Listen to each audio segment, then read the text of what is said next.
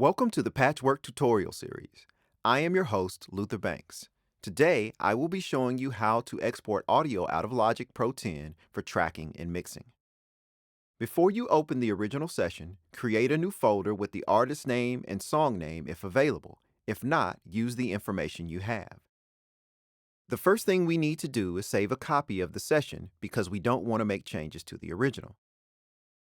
Naming is very important to stay organized. Make sure the copy has the artist name and song name if available or any other identifiers. Then add multi-track export to the name so you know what it is.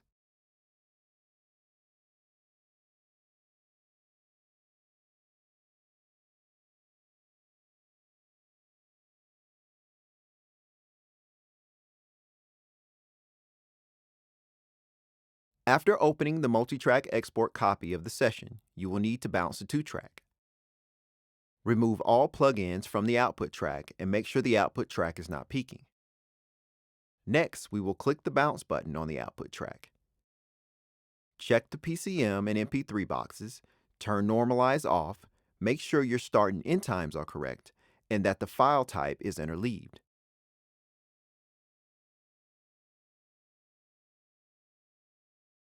Like I said, naming is important, so the bounce will also have the same name as the session with reference at the end. We are creating a new folder to save the reference bounce as well as the individual multitrack files. This time, we will add the BPM or tempo to the folder name and the words Multitrack Files. Make sure it's being saved into the same folder as the sessions.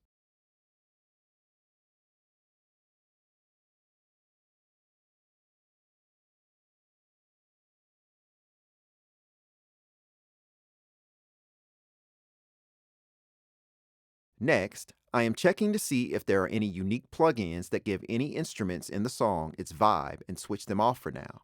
All other plugins will be removed.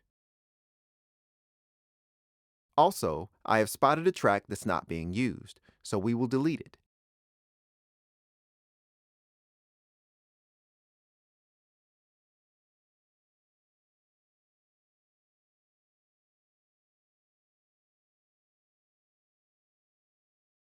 If you have any track or VCA groups, disable them. Make sure you don't have any active volume or pan automation. Next, we are going to disable the inputs of all aux channels that have effects on them. Move all faders to 0 and pan all the tracks to the center.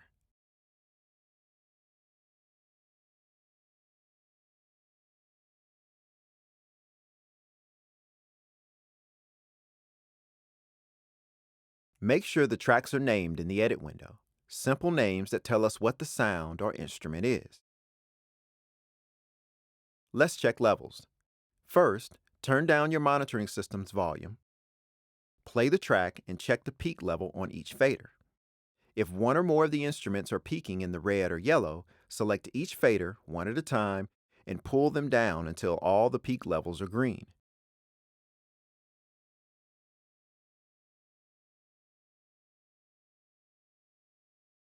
You will notice that your output meter is peaking, but this will not distort the individual tracks we are about to export. Go to the Edit window. Make sure that you have the cycle selection active and select all tracks. Go to the File menu, then the Export menu, then click Tracks as Audio Files. In the video, you will see the number 16. This just tells us how many tracks we are exporting. The names will be copied from your tracks in the Edit window automatically. Make sure that the files are going to the right location. Check Limit Export to Cycle Range. Bit depth should be 32-bit and Normalize set to off.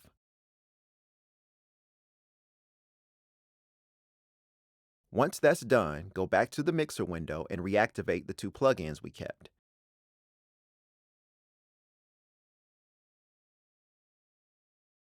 Then, in the Edit window, select the first one and export track as audio file again. Make sure to add with plugin name to the name of the instrument.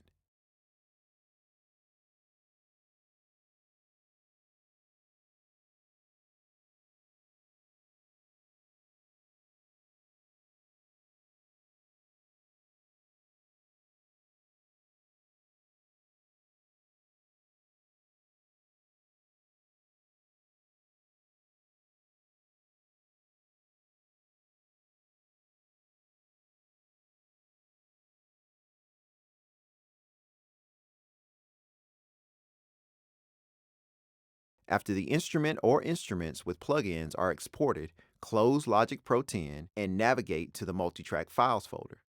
Check the contents and compress or zip the folder.